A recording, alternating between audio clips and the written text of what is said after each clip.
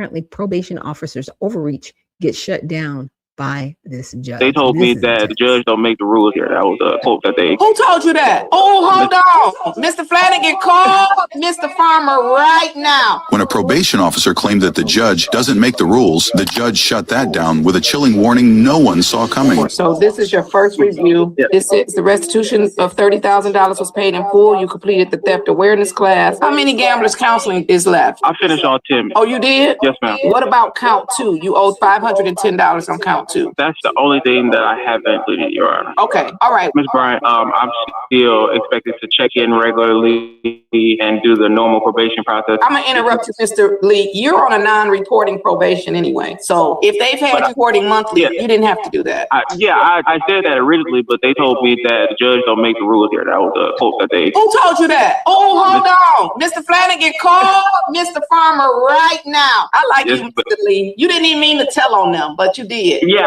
I didn't. It's Ms. Bryson. She's no longer there anymore. That was the former probation officer that I had. Let me make sure they have a meeting with probation while you on here. Then I'll go do the drug screen as well.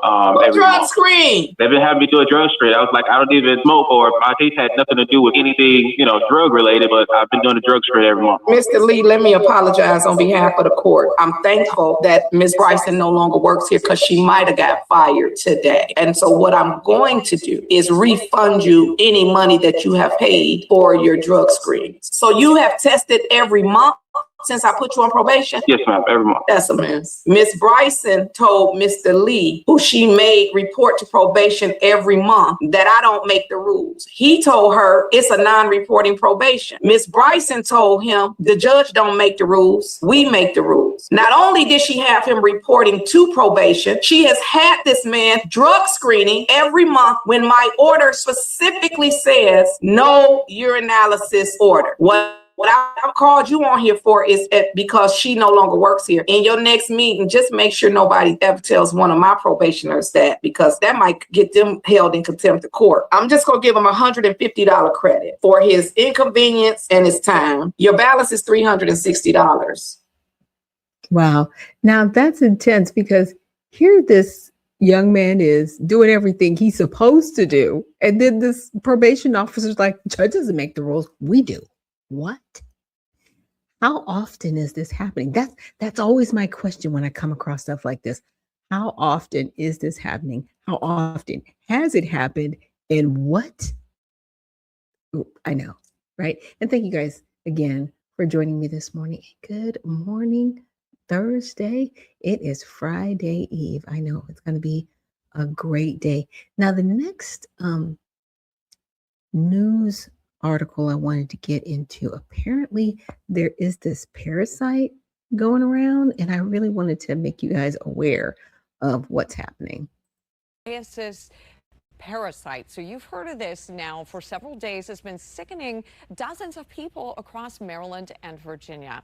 And joining us now to talk through the latest on this situation in Maryland is Dr. 𝗧𝗢𝗡𝗖𝗏, assistant hospital epidemiologist at the University of Maryland Medical Center in Baltimore and an assistant professor of medicine at the University of Maryland School of Medicine.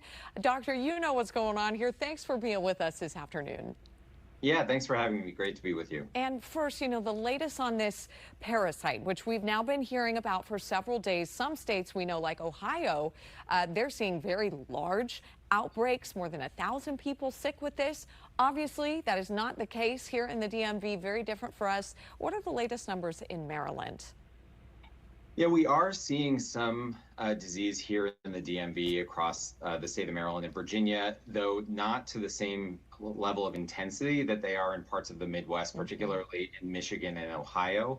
It's important for people to know that we do see Cyclospora infections every year here in the United States, usually around this time between May and October. And as you mentioned, what's raising eyebrows this year is not any changes in the disease severity or the clinical symptoms that people are having. It's really the number of cases, with a very sharp increase over the last 2 months in certain areas, far outpacing incidents in prior years. Yeah, that is obviously not what you want. And for yourself as an epidemiologist who studies patterns, what are you most concerned about right now with how the parasite appears to be spreading? Yeah, it's a great question, and I wish I had an answer as to why exactly we're seeing these high numbers of cases in different parts of the country. We don't exactly know as of yet. It certainly appears to be the case that there are very large clusters contained within different regions, and they are occurring in a relatively similar period of time.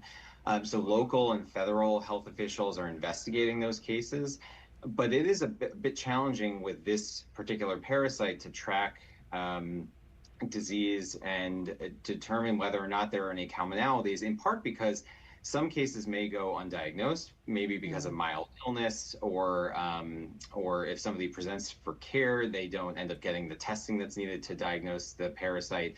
Or what's more likely is that because there's actually such a long incubation period with this illness, unlike other types of diarrheal infections or food poisoning that can manifest within a few hours or a day, we sometimes actually see a week to even up to 2 weeks of incubation from time of ingestion to symptoms. So it can make this investigation more challenging. Though what we know is the most common source of ingestion and the way that people get this infection is by consuming contaminated raw produce, fruits and vegetables, or contaminated water. And lastly, we've got about 30 seconds, doctor, but just how do we protect ourselves? Yeah, because that ingestion or an exposure and infection occurs as a result of eating raw fruits and vegetables, the primary way that you can protect yourself, first of all, is by thoroughly washing any raw produce that you plan to eat. That's just a matter of rinsing it under water, but giving it a nice thorough rinse. If you're eating something that has a more firm skin, like a melon, you can scrub the outside of it while you're washing it as well. Cooking that produce before eating kills the parasite and protects you as well from infection. Freezing, potentially, but less reliable than cooking. And then, of course, washing your hands thoroughly before eating and then after using the bathroom as well to protect yourself. But really, washing your produce is the most important step that people can take if they're going to be eating raw fruits and vegetables. Easy, important steps. Dr. Greg Schrank with the University of Maryland Medical Center. Great info there. Thanks so much for taking the time to be with us. Thanks, Megan. All right, take care, and we'll be right back after this quick break. Psoriasis. And the interesting thing about this is the simple fact that it's not airborne because it's a parasite. So literally, it's like water and food. Really? What is going on? It's just so... This is exhausting. So apparently, Cyclospora, yeah, there we go. 𝗓𝗏 is a microscopic single-celled parasite that causes an intestinal infection called cyclosporiasis. It's spread through food and water contaminated with the parasite's hardy egg-like stage, right? Most often via fresh produce like cilantro, basils, raspberries, snow peas, or bagged salads. So cook food to 158 degrees or higher when possible will kill the parasite. It does not spread person to person the way a cold or stomach flu does. Infected produce or infected water is the usual source. So that's vague. I'm just saying, I mean, I'm glad that it's kind of narrowed down to some of these items of produce, but it's interesting that it's cilantro, because cilantro, I know a lot of people use cilantro that deal with like heavy metals. They use it to kind of detox the body. Bag salads. I know bag salads, you know, people have said that you should still wash your salad, even though if it says pre-wash, you know, wash it again, but everything needs to be cooked. Interesting, because a lot of people are turning towards more of a raw food diet, right? So they can get their nutrients and minerals before cooking the food, because if you cook food to a certain temperature, it's dead. It's just dead. So what are we doing?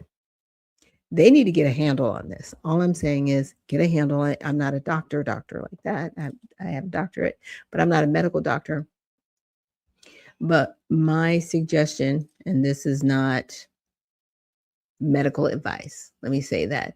I would say for me personally, what I've done is parasite cleanses, and I'll do them a couple of times a year because our foods do have parasites. If you eat meat, they have parasites. Any type of meat, chicken, fish, beef, any type of meat, right? And especially if you're doing like sushi and or sashimi, raw foods like that, you definitely need to have a parasite cleanse regimen.